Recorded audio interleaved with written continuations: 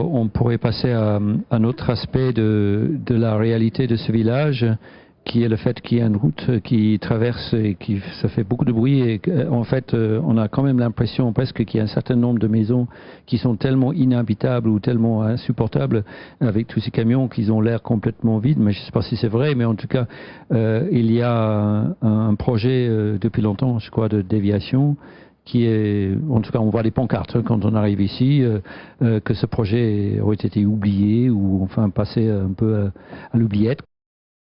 Le projet, il date d'il y a très longtemps, donc nous, ce qu'on veut, c'est regarder l'avenir. On ne veut pas parler du passé, quoi. Ce projet, il s'est pas fait pour diverses raisons, donc maintenant, il faut repartir à zéro. C'est pour ça qu'on a créé une association.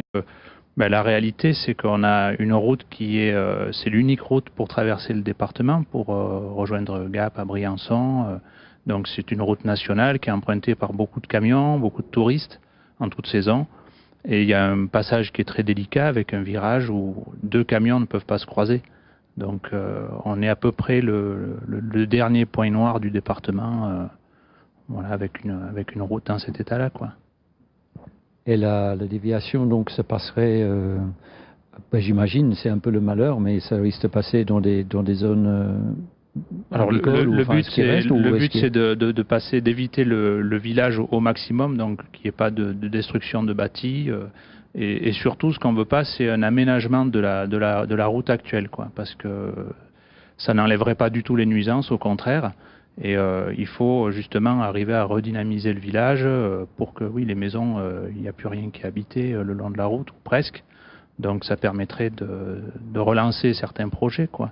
Donc notamment avec le parc du château qui a été refait, avec l'UCO qui est installé maintenant.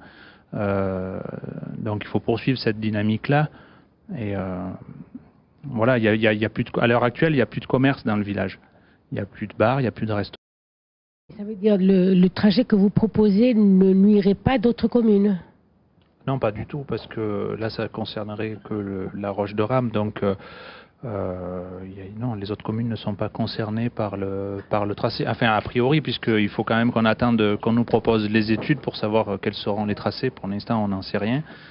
Même si peut-être que la mairie peut avoir une idée, nous, on peut en avoir une autre. Mais voilà, pour l'instant, on sait ce qu'on veut pas.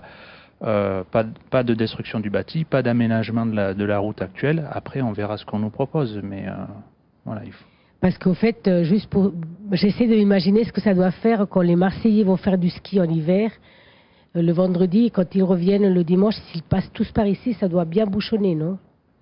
Alors, ça crée pas forcément vraiment des bouchons. C'est quand c'est surtout des camions ou un camion qui croise un car ou voilà, après, ou des fois un camion qui prend un peu large avec des voitures, donc ça va pas créer un bouchon énorme. Mais voilà, c'est pas, les piétons ne peuvent plus passer de toute façon parce qu'il n'y a pas de trottoir, c'est trop dangereux. Donc l'été, il faut prendre un autre chemin pour par exemple rejoindre le lac. Donc oui, c'est quand même assez problématique. Oui.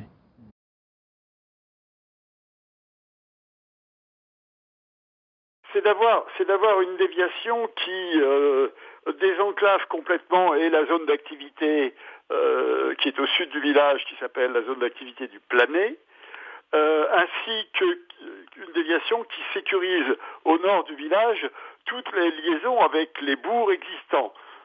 La deuxième chose, c'est que nous ne voulons absolument pas d'une déviation de bas niveau qui consisterait à soit aménager la nationale existante, parce qu'on conserverait la pollution, le bruit, les désagréments et la mort actuelle du centre-village. Il est impossible à des piétons de longer la nationale pour traverser le village. Je ne sais pas si vous vous rendez compte. Dans une traversée de village, un piéton qui normalement est prioritaire, aujourd'hui ne peut pas le faire sans risquer l'écrasement. D'ailleurs, personne ne le fait.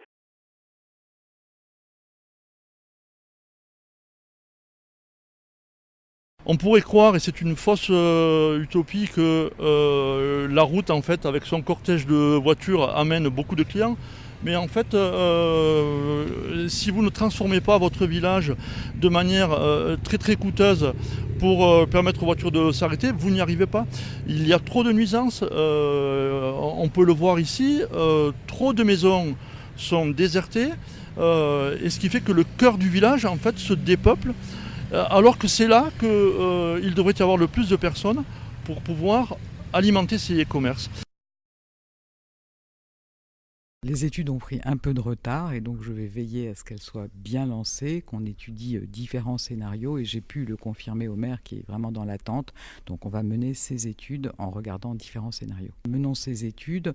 Faisons-le avec pragmatisme. Vous savez, souvent on s'enferme dans des solutions avec des normes très exigeantes et à la fin on a quand même beaucoup de mal à réaliser des solutions qui peuvent être parfois surdimensionnées. Donc là on va regarder ce problème qui est réel avec pragmatisme pour trouver les bonnes réponses.